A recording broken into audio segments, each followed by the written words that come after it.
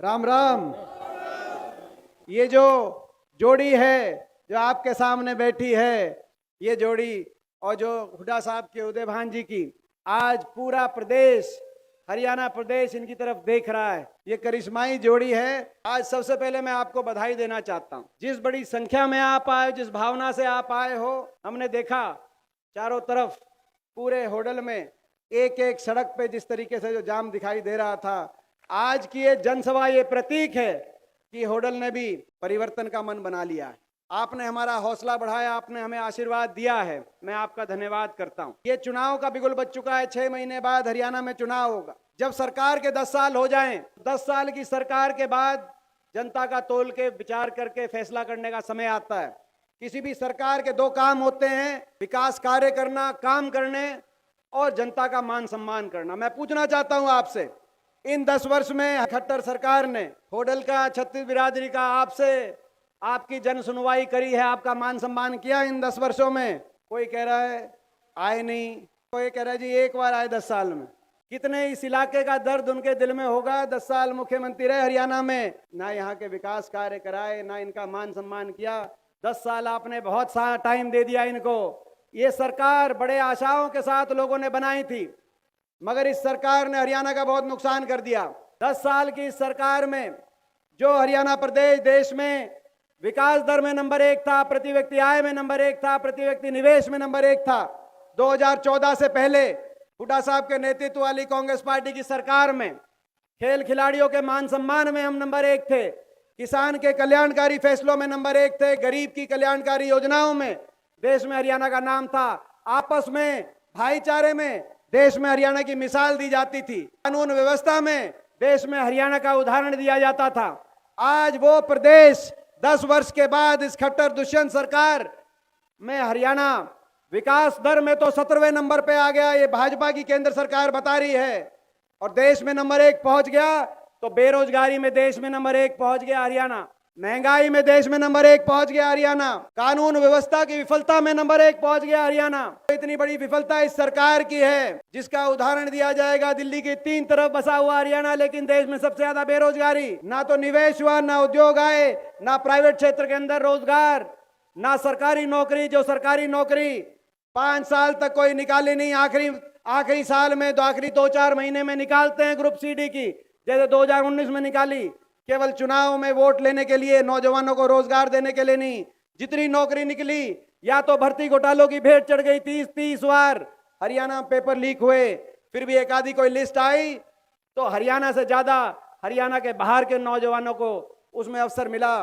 मैं पूछना चाहता हूं, हरियाणा की लिस्ट आई, SDO की लिस्ट आई, 80 में से 78 बाहर के बच्चे, SDO इलेक्ट्रिकल में 99 में 77 बाहर के बच्चे। इस वर्ष असिस्टेंट प्रोफेसर टेक्निकल एजुकेशन में 156 में से 103 बाहर के, HCS लगे तो उसमें भी 36 बाहर के। अगर बाहर के नौजवानों को लगाना चाहते हो खट्टर साहब, तो बाहर ही जाके वोट लेना, बाहर आपको वोट मिल जाएगी। ठीक कह रहा हूं कि नहीं कह रहा? किसान अत्याचार का उदाहरण बन गया हरियाणा, जहां किसान सम्मान की बात होती थी। देश में किसान आंदोलन हुआ, 13 महीने तक देश का किसान सड़कों पे बैठा रहा, 750 किसानों की चिताएं जली, लेकिन भाजपा के किसी मंत्री ने, संतरी ने, पदाधिकारी ने सहानुभूति का एक शब्द कहने की तो दूर की बात है, हर रोज किसान के जख्मों पे नमक छिड़कने का काम किया, उनका तिरस्कार और अपमान करने का काम किया। वो ऐसा समय था मैं अपने जीवन में ना भूल पाऊंगा। हरियाणा प्रदेश के 15 सांसद हैं, 15 में से 14 सांसद भाजपा के हैं। लोकसभा और राज्यसभा मिलाकर मैं एकमात्र विपक्ष सांसद के रूप में हरियाणा प्रदेश से जब जाता था सबसे बड़ी पंचायत संसद में, और कहता था किसानों की बात सुनो, तो कहते थे नहीं सुनेंगे। तो सारी देश की बीजेपी टूट के पड़ती थी और कहती थी कि ये इनकी बात नहीं मानेंगे। अपमानित शब्दों का प्रयोग किया जाता था, कोई देशद्रोही बताता था, कोई उपद्रवी बताता था, क्या क्या नहीं सुना होगा। मगर उनकी आंख में आंख डालकर तब मैंने कहा था देश की संसद में, ये वो वर्ग है, देश का किसान वर्ग, जिसका एक बेटा ट्रैक्टर का स्टीयरिंग पकड़कर देश को खाद्य सुरक्षा देता है, तो दूसरा बेटा हाथ में स्टेन गन पकड़कर चीन और पाकिस्तान के बॉर्डर पर देश को सुरक्षा देने का काम करता है। आप इनका तिरस्कार मत करो, लेकिन तिरस्कार, और सबसे ज्यादा तिरस्कार हरियाणा में, देश के किसान का हरियाणा प्रदेश में तिरस्कार। जनता के साथ विश्वासघात करके दुष्यंत चौटाला ने समझौता कर लिया और कह दिया कि हम समर्थन दे रहे हैं, 5100 बुढ़ापा पेंशन मिलेगा, इस बात पे समर्थन दे रहे हैं। 5 साल बीत गए, वो 5100 बुढ़ापा पेंशन का क्या हुआ? वो 75% प्राइवेट के अंदर जो रोजगार का आपने कहा था समझौता, उसका क्या हुआ?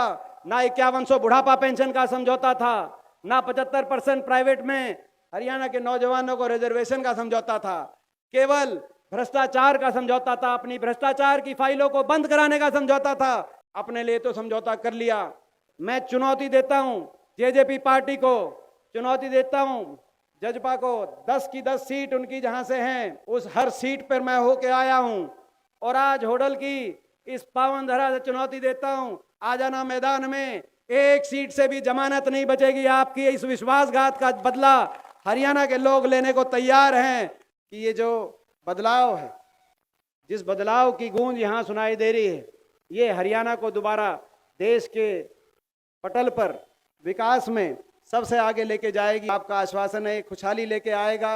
हरियाणा में भाईचारा, विकास, नौजवानों के लिए रोजगार, किसान और मजदूर के लिए सम्मान लेके आएगा। आज किसान और मजदूर, हरियाणा के किसान और मजदूर की तरफ पूरा देश देख रहा है। किसान और मजदूर को अपनी ताकत का एहसास कराने का ये मौका है। प्रदेश के कोने कोने से एक ही गूंज आ रही है कि 6 महीने के बाद चुनाव में भाजपा जजपा की एक खट्टर सरकार जा रही है और हुड्डा साहब के नेतृत्व में और चौधरी उदयभान जी के अध्यक्षता में कांग्रेस पार्टी की सरकार हरियाणा में आ रही है।